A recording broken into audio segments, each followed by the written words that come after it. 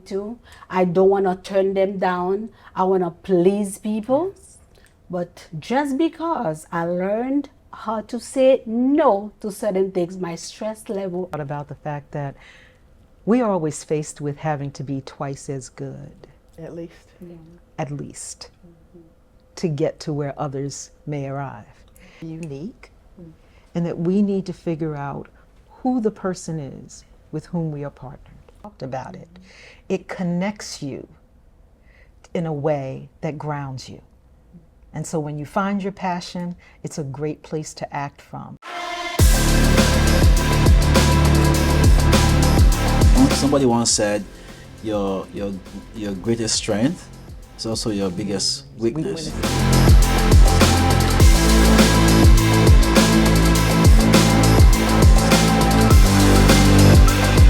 What you're seeing on social media is not what's behind the curtain. Weaponization of gender roles is a big thing. Can't tell my spouse I'm stressed, and that means I'm no longer the man.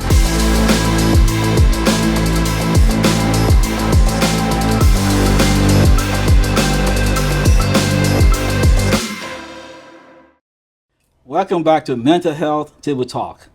I'd like to reintroduce our guest again, Dr. Maybank, psychologist from New York, Teresa Jones from West Palm Beach, Florida, a nurse and administrator by training, Lorraine, she's the CEO of a Optima T, and also a nurse practitioner. And last but not least, Alicia, attorney, owns our own law firm. Thank you for joining us again.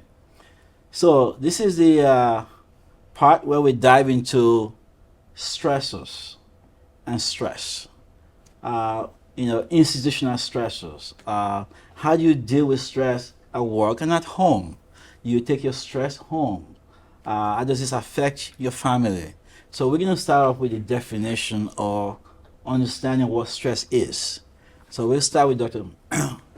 Maybank. So stress can be anything that makes your anxiety level rise. So, and it doesn't have to be persistent and consistent.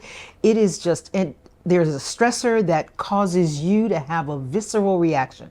You know that something has changed for you, and it causes your heart to race. It causes your hands to sweat. It causes you to have to feel like you need to just hold your head because you think it's going to explode over the thing that has happened. So a stressor can be the birth of a baby. A stressor can be a divorce. A stressor can be a change in circumstance that was unexpected. And the reality is there is something called eustress, which is a positive form of stress. So sometimes it is facilitative. If you don't have something that's pushing you a little, you might not engage in an activity. Eustress is short in its experience and what happens for you, where stressors and things that stress you out are more prevalent, pervasive, and happening more consistently in your life, and they are debilitating things that cause you to stop in your tracks and not be able to function in the usual way. Great. I couldn't have done any better. Yeah. Now, there are, some say there are three types of stress.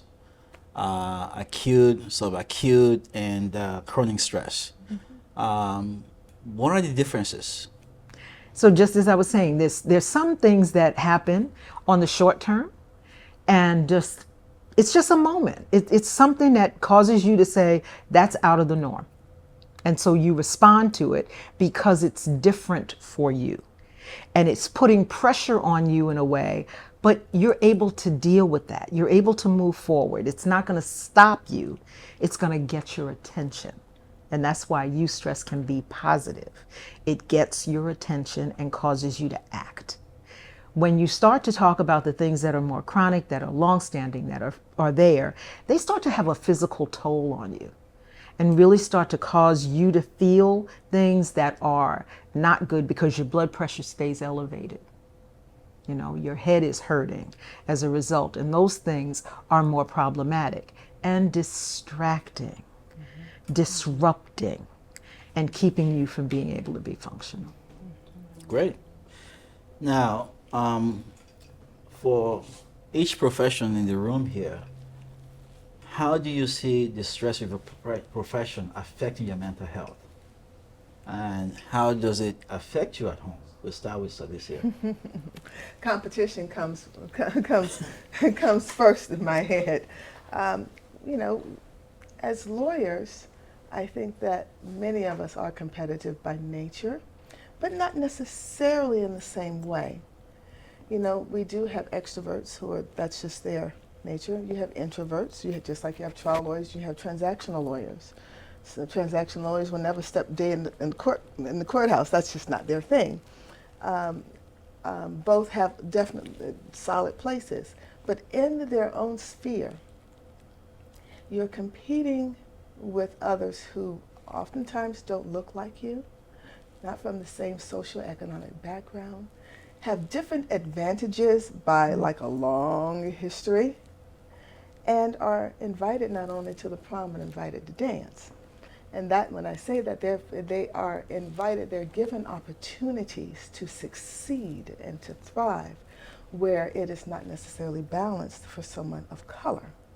And you may be in the same building, on the same floor, in the same room, but your reception may be very different, and to some it's very obvious. That is a stressor to be there, whether it's in the boardroom, in the courtroom, or in the office lounge. It doesn't matter. You are having to go to the holiday party, and again, you may be the only or one of the few. Knowing or learning that others have gone out social events within your professional sphere, but you were not invited. So are you going to get that C-suite? Are you going to excel even though you know that you are a better surgeon? Are you going to get the chief position? Are you going to even be considered because you are not like another group where holistically they're outnumbered you? Those are stressors. I mean, we have stressors of all types in our lives. I was talking to Doc about the stressors of not only people, but the stressors of pets who are part of your everyday existence, and that's really a codependency because they completely depend upon you, the person, to care for them. There are some of us, and I am one of them, who I treat my pets as if they are people. I tend to like them better than most people. I say that graciously, I really do. But it is something that others may not understand. But to one who doesn't have children and they have pets, and that is their passion, that's their desire, and you're caring for them, that's a stressor when you're having to balance that. That may seem trivial to some, but it's huge to others. And then on top of that, whether it's that situation or another, when something is huge to you and others trivialize it, all that does is pile more manure on top of how you feel. Compounds. What about you, Lorraine? What was the question? So what kind of stress do you see in your profession? You own a tea company, you're a nurse practitioner, you have a podcast, you have all these things going in your life. How does stress play the role in all that? Well, to begin, let's see what is stress and where is stress exactly. When we are under a lot of stress, our body hormones like cortisol or adrenaline trigger some type of glucose, and that will create that effect where when we need it sometimes, and which is the fight and fight response. So we need that because we need it in terms when we are fighting something, we are protecting something, or we are in a defensive mode. We need that. But when the cortisol level remains elevated so high, and that's when it becomes detrimental for our body. And sometimes we're not even aware of that change. And we think everything is normal. And like you said before, we put that mask and feel like, okay, I'm going to go to work and I'm going to do the usual, the routine type of work that I used to do.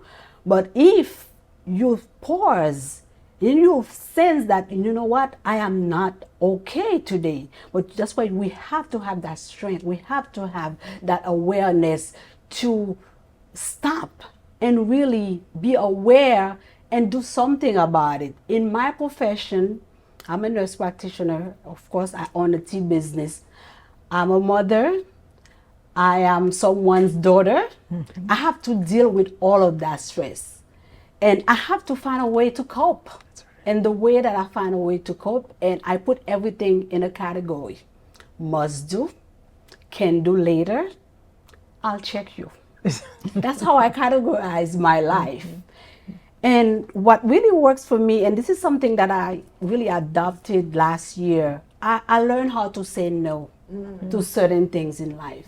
I used to feel like I have to participate in every single event that I'm invited to. I don't want to turn them down. I want to please people. But just because I learned how to say no to certain things, my stress level is totally different now. So, talk to me about the stressors involved in starting a tea company, especially as a woman. Yes. Well, it's been a journey. It was hard, and it's still hard for me. And like I said, it was just after my divorce. I have a lot of time, after a divorce, and you realize, oh, I have free time now because it's different.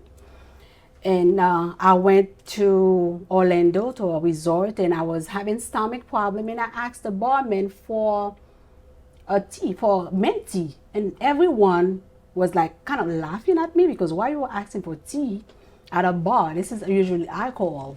And I started explaining to them the importance of drinking teas, especially mint tea for your digestive system. So to make story short, the next day while I was checking out, and I saw a man waving at me. He gave me a card. He said he's a CEO for a company in New York that I almost changed his mind from drinking his alcohol to a cup of tea. And he said, you have something in you. You need to open your tea business. So I went home, prayed about it, and that same night, I dreamed about it. And I started designing my containers. You can see them right here, different colors, and different type of tea that I'm going to put out there. But in the process, of course, it was stressful because I'm dealing with my children. I'm dealing with having to go to work every day, and I'm also dealing with friends who find that I shouldn't do this because what you're a nurse practitioner, what are you doing selling tea? What does that mean? To them it was like a big shift, but I was mainly focuses on tea because I said, well, for retirement, this is what I'm going to focus on because I'm not going to be a nurse practitioner for the rest of my life. So, and this is when I started really work on my tea. While I was doing that, to present the tea to a company, I found my stressors because you find sometimes they either ignore you. What are you doing with tea? Do you drink tea? Where you from? Where you from? Do you drink tea? And then when I go home, I'll be stressed out because the type of responses that I'm getting, this is not what I expected. And of course, the stress of going to work Monday through Friday, and after work, I have to do my tea business. I have them on Amazon, Walmart, and I'm getting calls all over. And I still have to maintain my sanity because I'm a woman. I have to take care of myself. I have to be me. And so because of that, I can tell you, because of what I said earlier, I prioritize my task, and also I said no to a few things, and I find time to really promote my business and continue in that journey. It's still in the making. And I've tried the hibiscus. It's pretty good. You guys can order the tea online. Yes, yes. All they right. are So, the time. Teresa, you've been in the administrative role for over 35 years in different hospitals in New York and Florida. How do you see stress play a role in an administrator in big corporations? For me, working in New York was slightly different. My stress level was not that high as it was working here in Florida. In New York, we're a multicultural group. So you find yourself, you have a lot of teamwork, you're working with other people, you have people that you can speak to. If my area, something is happening, I can call a friend and say, okay, this is happening in my particular nursing area. What are you doing in yours that you're so successful? And, what am I need to do here? And it was slightly different. And it was a non-for-profit institute. So that level that you have to meet that budget and criteria and so forth was not as intense as is working here for a non-for-profit here in Florida. In my role at this particular hospital, I was the only minority in that department, in the nursing department. I felt myself having to work twice as hard as my counterpart to prove myself that I'm able to manage multiple units, multiple staff members. There are criteria that you have to meet. And, as a nurse, you want to make sure you're a caring person, your patients are cared for, but then you come in the morning and the first thing I have to do is live by my calendar. You get on the computer and everything is in your calendar. So you're walking around all day long with the calendar because you have a meeting to go to in this meeting and you're running from meetings to meetings. The bottom line is you want to make sure your patients are getting the best care possible. So you want to round on your staff. You want to round on the patient. And based on how the company is structured, you're not getting the opportunity to really do that. So I would find myself after hours, in the day after all my meetings, in the administrative meetings and things that you need to do, rounding on my staff 5 and 6 o'clock in the evening, rounding on the patients because it was my opportunity to do that, to be successful in what I needed to do as a nursing profession. Again, the regulatory guidelines you have to meet. So certain things you fill in with a lot of spreadsheets. And it's taken away from the actual care of the patients. You're demanding that of your nurses. This is what you need to do. If the nurse did not document certain things, she was not a good nurse. She did not do good patient care. And it's all in the documentation system, whereas the hands-on patient care. There are many days I left work 7, 8 o'clock at night, and then I go home, and fortunately I have a husband who didn't have much of a choice but to listen to me, and I would just go on and ranting of my entire day. You get a call at 4 o'clock in the morning, you have had X amount of sick calls in this unit. So you think about it, let's say my surgical unit, you have 7, 8 post-ops coming, and you're short of a nurse. What am I going to do? How is it going to manage? You can't go back to sleep. So you're on the phone now calling the managers. Okay, you're short staff here. Let's get on the phone, get some staff in. So it was a cycle. For the nursing leadership, you have in services or classes how to deal with difficult employees. So it was all about how to manage your employees, how to manage difficult employees. But there was nothing really how leaders should function in that situation. So you don't have that. Okay, as a leader, there's a lot of stress among leaders.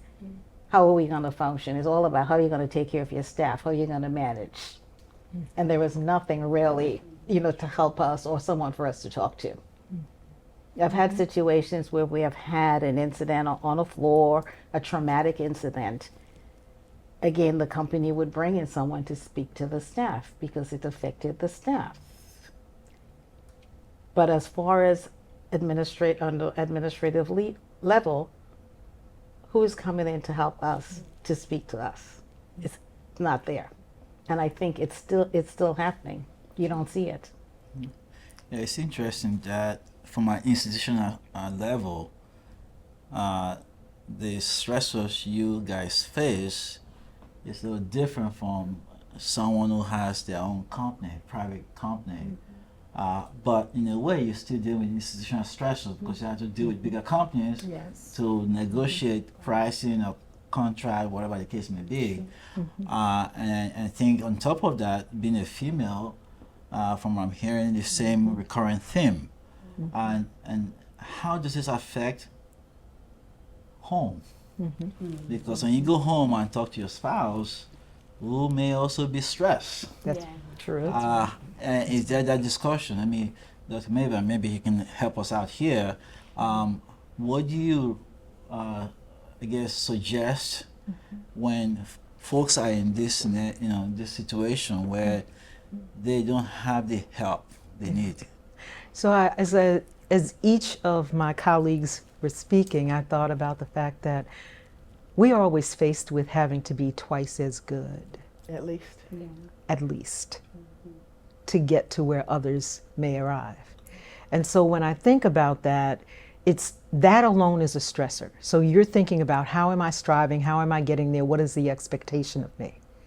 And when you decide that whomever the people are that are in your life are there to support you, you lay it on them in a lot of ways. And you do have to be conscious of the fact that though that puts stress on your relationships, that you can't just take it home. You got to share it around. And so I often tell people that you need a plan. You need a plan for how you provide the care for yourself, the love for yourself that allows you to remain functional. And so I talk about, what is it that you're going to do? Have a plan up front. Don't just wait until it happens. Get engaged. So who, what, when, where, how? Who are the people that are a part of your cabinet of supporters so that you're not wearing out one person? What is your purpose? If you stay connected to your purpose, you get to say no. And that's a part of your plan. When do you make the decision to take a pause? Okay, I'm gonna come back to that in a second because I want to use somebody as an example for that.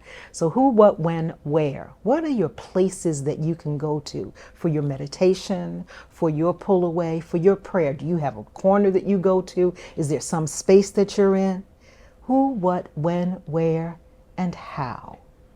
How do you respond? What is your particular way of processing information, of preparing for whatever it is that's ahead of you?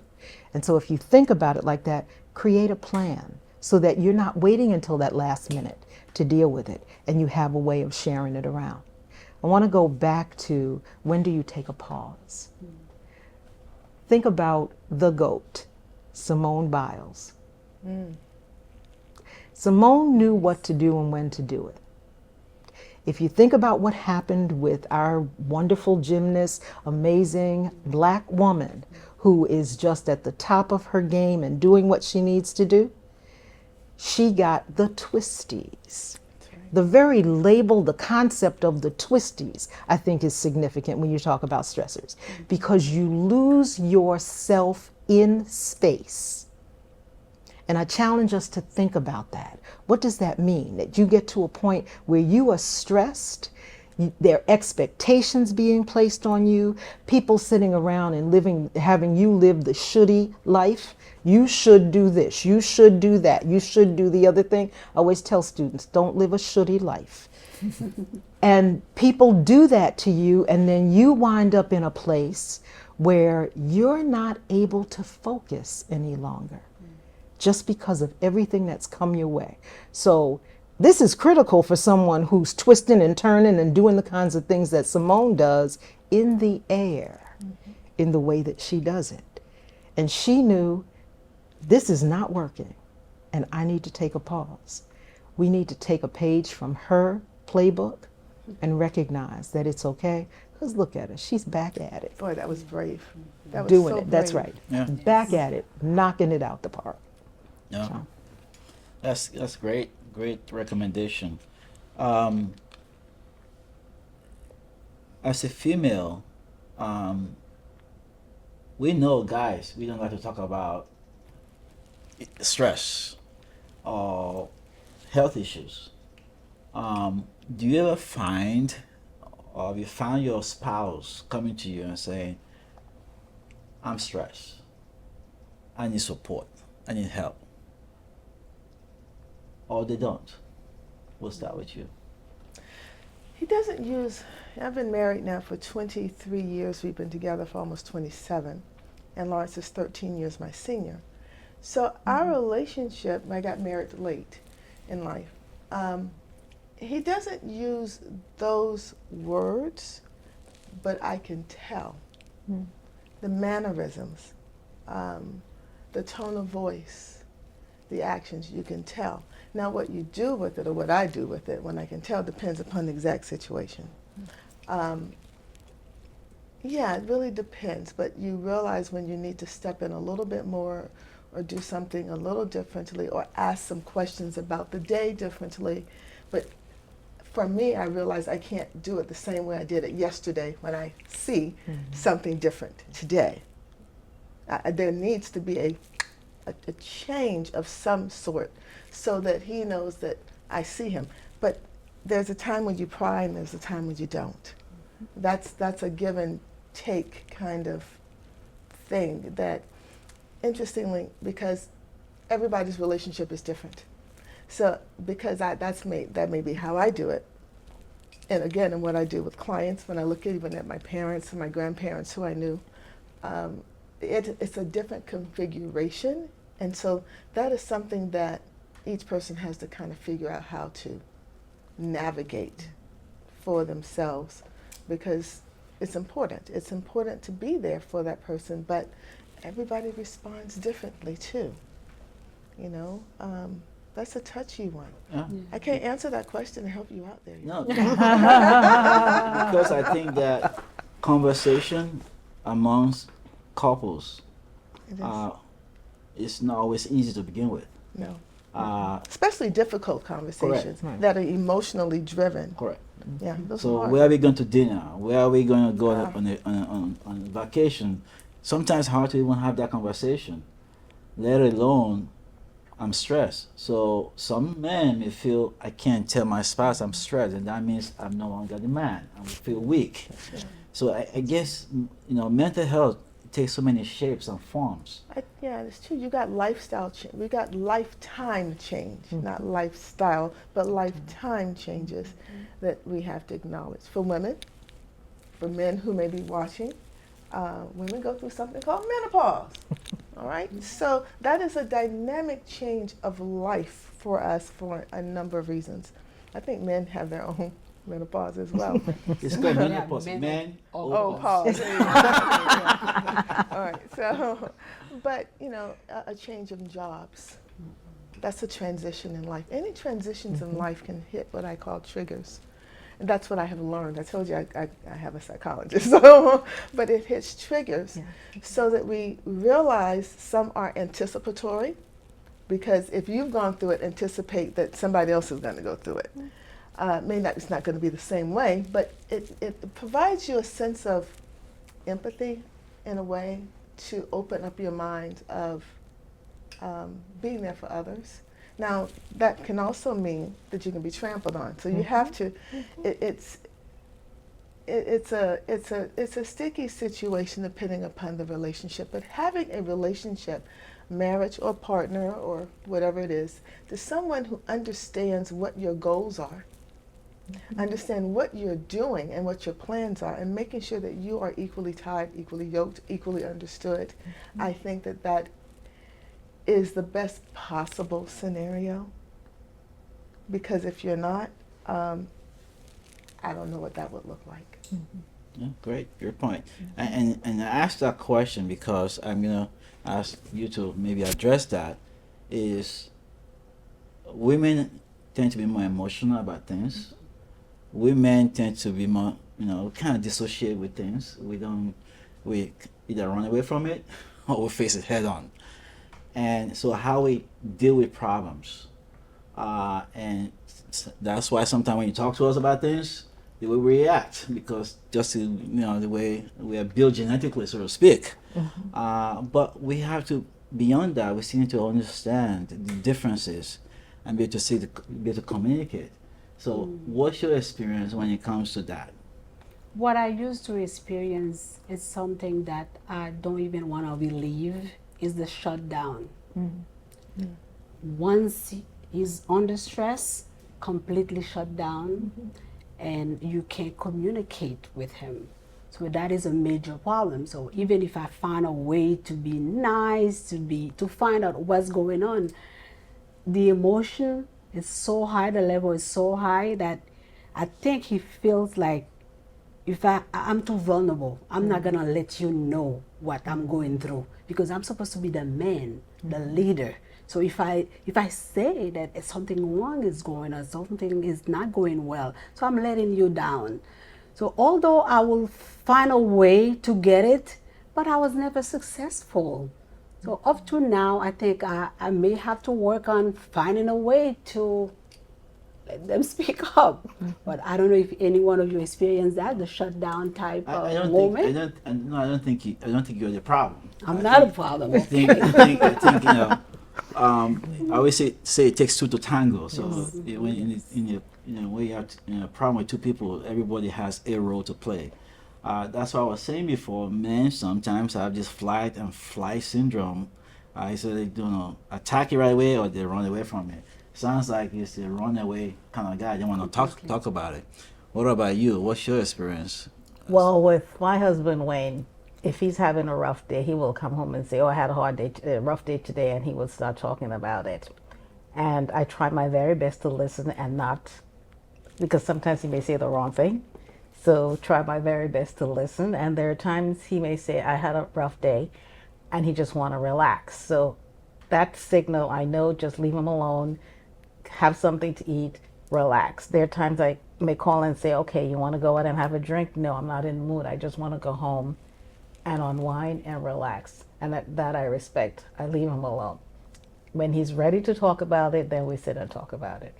That's very interesting because I should feel the same way. When I'm stressed out about something, I like to just talk to my spouse. I just want her to listen. I'm not asking for advice. I just want someone to listen to me. And so sometimes she wants to give me advice right away. I'm like, no, that's not what I'm looking for. I just want someone to listen.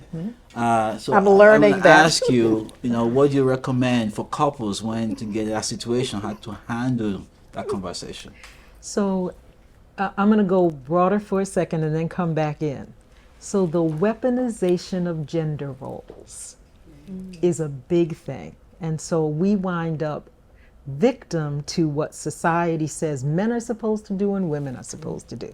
You remember the book, what, men are from Mars, women are from Venus, or whatever the situation. So it becomes this thing of this is how all women do this. This is how all men do that. And none of that's real. None of that's real. So men with expectation placed upon them believe they're supposed to act in certain ways. They're living the shitty life.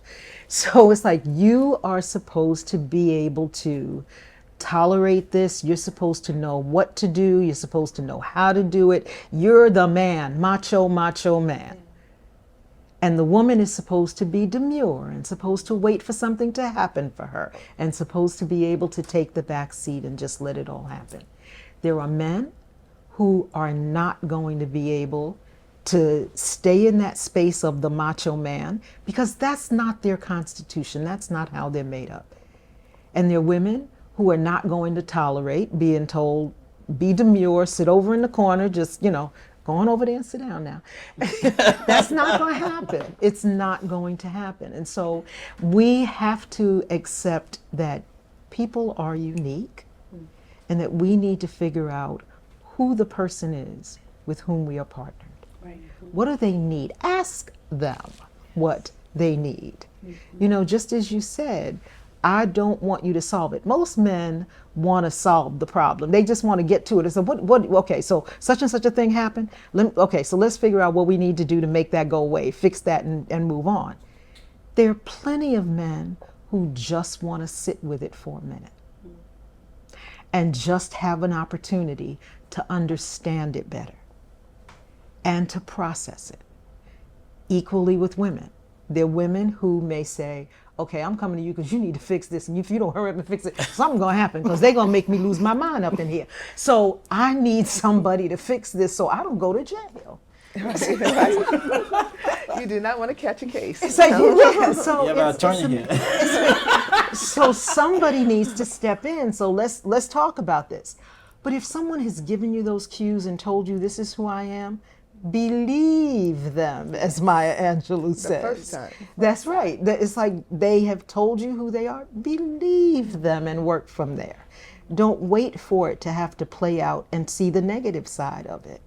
Trust that they're telling you what they need, and don't try to make it something other than that. Excellent. Now we've talked about stress and family and all that. What about children? We haven't talked anything about children. We all have kids, and No. you mentioned, well, No, even pets. I have, It's the pets. I have the four-legged kind. But pets have they deal with mental they have mental health issues too. No, they don't. Yes, they do. They do. Look, Yes, they do. We'll Not talk about mine. it in a different show. but I guess what I'm Ask you driving that. at is this. So since a lot of mental health issues are diagnosed at a very young age, but we tell our kids do this, do that. We don't want to accept there's any mental issues or mental health issues. In this day and age with social media, so much garbage that they listen to, they don't know what's real. There's bullying in school. There's so much pressure. If they're not able to open up and talk to us about it at home, or they see us come home all stressed out from our own, daily stuff. I'm like, oh, mom looks so stressed. I don't want to go tell them about what happened to me today. How do we navigate through all that? Well, I was kind of surprised with my son a couple of years ago that he told me, the way he described it is, my head is not in the right space. He described it like that. And he think he's going to get someone to speak to. I supported him. I say, go, right ahead. If you feel that you need someone to speak to and you're not able to talk to daddy and myself, again, you're thinking that you're the parent, he's going to come to you. But I supported him and tell him to go right ahead. If you need someone professional to speak to, go ahead and do that. And he had identified there was a need, and he did. Great. Any comment? These days, the children, they are totally different than how we grew up, Dr. O. They have a different mindset, and the pressure now I'm gonna talk about social media because this is what I'm dealing with now. Social media pressure with my children. Because once they have that mobile phone in their hands and scrolling, and what they see, and so is going to Dubai, this one is having a new car, and they come home and have to ask me question, why can't you be a rich woman? Why didn't you marry a millionaire? Or how come you didn't go for that, a different level of higher education?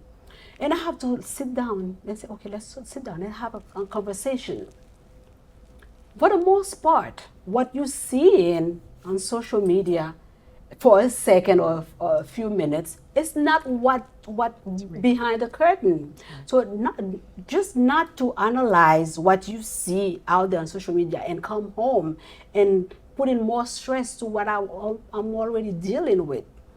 So I have to find a way to travel with them and say, we can do this. I don't have to be a multimillionaire to go to Dubai. Let's go. We can do. As long as you have a job, you financially, you have your little plan, and you can, manage to do it.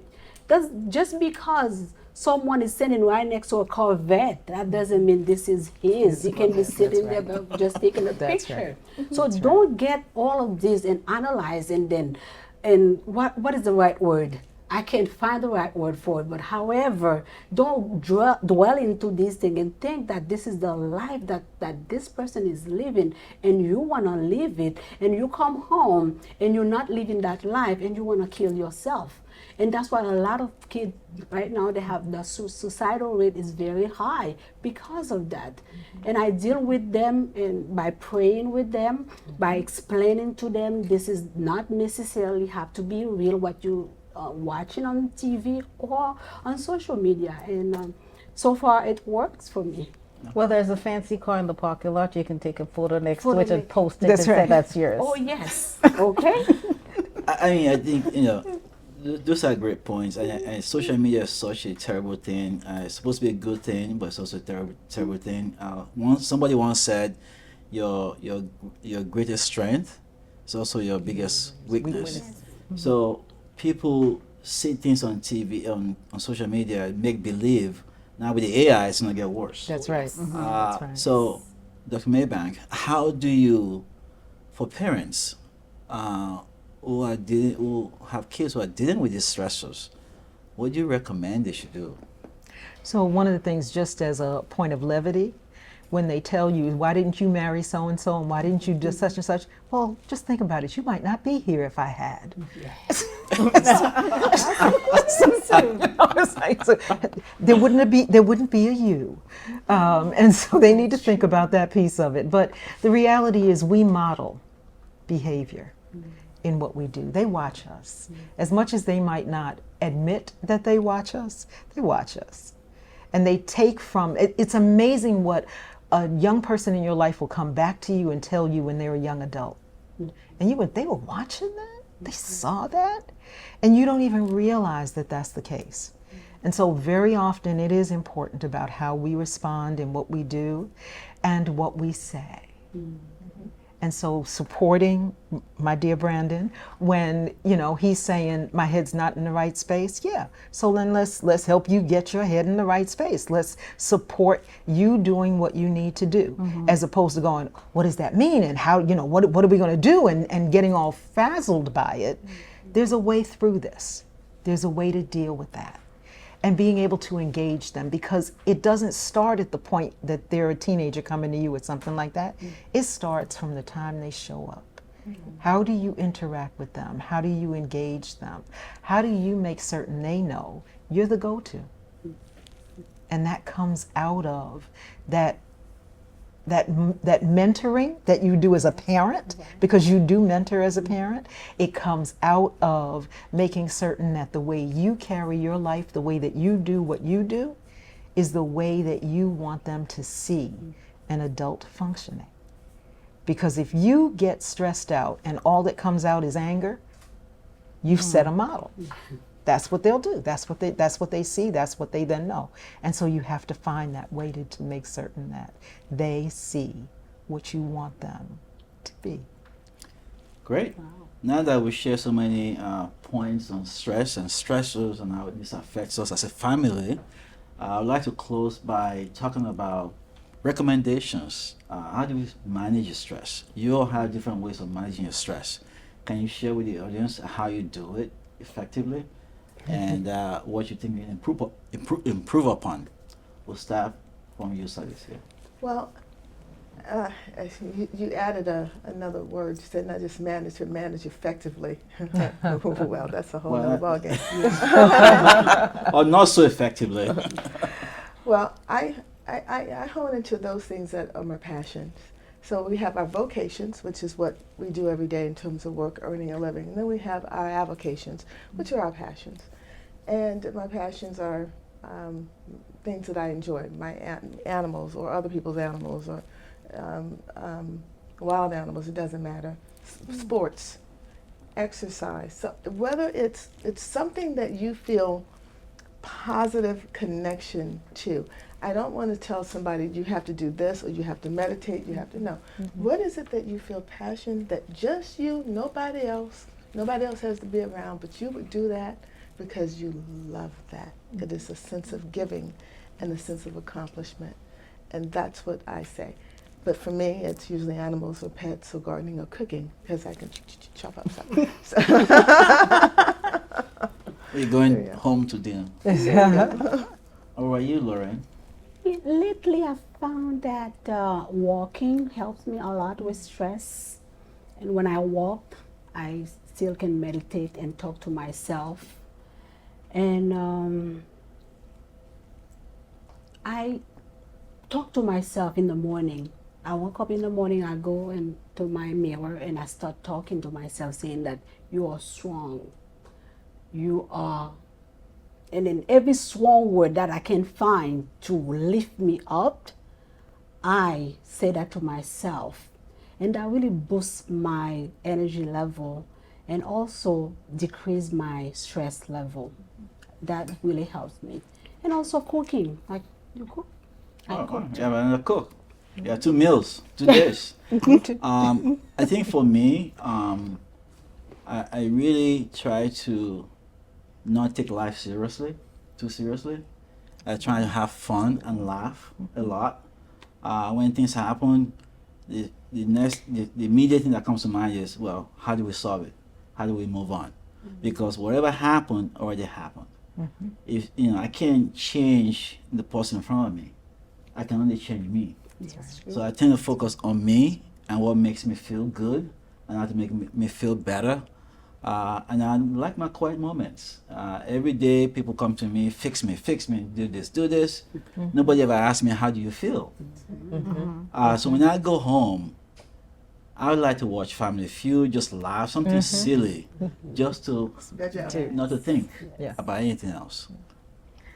For me, what stress relief? I play Candy Crush. My husband hates when I'm doing this, but on my iPad doing Candy Crush. Then I have friends that I can always call and chit chat. And I have an old colleague group from my old hospital that we get together every once a month, and we go out and sit and have drinks and appetizers and talk about everybody, all the stresses that we've had, and just rehash this and laugh about it. Great. So I believe in prayer. I just got to put it out here because I truly believe in the power of prayer. I believe in being able to focus in that way and to stay connected to that part of who I am and to the values that are associated. And so I take that seriously. But I also want to make sure that I share this with you all, and so you all have to play along on this one. Back when I taught elementary school, we always taught larger words by finding the smaller words in them. So I want you to think about the word passion. What's the first word in passion? P. Yes, pass. What's the last word. word? What's the last word in passion? On. On. What does that leave in the middle? Pass it on. Oh, no. You mean I. So if you think about passion as you being able to pass a part of you on to others in the way that you talked about it, it connects you in a way that grounds you. And so when you find your passion, it's a great place to act from to address your stressors. So pass I on. On. I love it. I love it. On that note, I hope we have set the stage for that conversation about mental health. For me, it's been very inspirational because I always think that you can only get better if you learn from others. And you also want to be better by being around people who are smarter than you, and also be around people whose eyes light up when they see you, because that's how you grow. And then, even though we're doing this show today, but we've formed a network. We formed a support group that we can call each other next week, 2 weeks from now, and say, listen, I'm going through this stuff. What do you think? Can we get together and have a coffee and talk about it? So this is more than just having a podcast. This is building a network. So I'm glad you guys are here. I'd like to thank you all, and I should have something for you guys before you leave. So again, thank you.